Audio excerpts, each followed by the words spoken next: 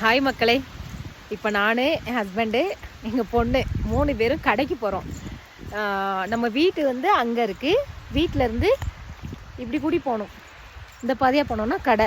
இங்கே இருக்கிறதுலே பெரிய கடைனா அது ஒன்று தான். அங்கே தான் ரேஷன் பொருட்களும் வாங்குவோம். வீட்டுக்கு தேவையான மளிகை ஜாமான், காய்கறி அங்கே கிடைக்கும். மேலே இருக்குது. அந்த பாதையாக இப்படி கூடி வந்து இப்படி போகணும். இங்கே எல்லாம் தோட்டம் இருக்குது. ஓஸ் கொம்பன் யானை இங்கே வந்துருச்சான். நான் கடைக்கு மேலே அங்கே தான் நிற்கிதான். இன்றைக்கி நைட்டு வீட்டுக்கிட்ட வர்றதுக்கு சான்சஸ் இருக்குது. எப்படின்னு தெரில, பார்ப்போம். இந்த வழியே நீங்கள் பார்த்துருப்பீங்க. நம்ம ஹாஸ்பிட்டல் போகிற வழியும் இந்த பாதை தான். அதோ தெரியுது பார்த்தீங்களா, அதுதான் கடை. அது பேர் வந்து கம்பெனி கடை அப்படின்னு சொல்லிட்டு சொல்லுவோம்.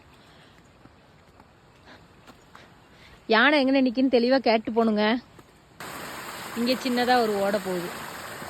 பந்து மரம் மக்களே, இது பந்து மரம். நானே இப்பதான் பார்க்கேன். இதுல பந்து பந்தா இருக்கு. இந்த காய் இந்த புடுங்கணும்னு வைங்களேன், இதுல இருந்து பால் வருது. பாருங்க, காத்தா இருக்கு. வெயிட்டே இல்ல, காத்தா இருக்கு. நிறைய இருக்குங்க இந்த செடி.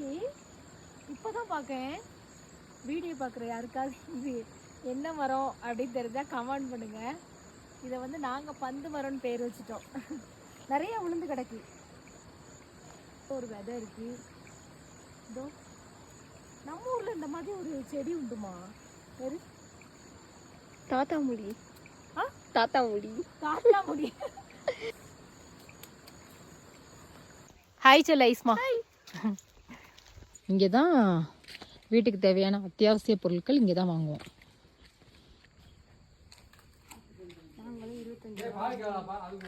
என்னெல்லாம் வாங்குனீங்க? ஆயிலு, இஞ்சி, எல்லாம் வாங்கினது போக மீதி காசுக்கு ஒரு கடலை மிட்டாய். உனக்குமா? இந்த மிட்டாய் வாங்கிட்டு கிளம்பிட்டோம். நம்ம எப்பயுமே சின்ன பிள்ளையா இருக்கும்போது கடைக்கு போவோம்ல, அப்போ 1 ரூபா 2 ரூபா சில்லறை கிடைக்கும் பார்த்தீங்களா? அதுக்கு இந்த மாதிரி வாங்கி சாப்பிட்றதுக்குனே மேக்ஸிமம் நம்ம ஆளுக்கு முந்தி கடைக்கு போவோம். அந்த பழக்கம் இன்னும் இருக்குது. இது ஒரு மிட்டாய்.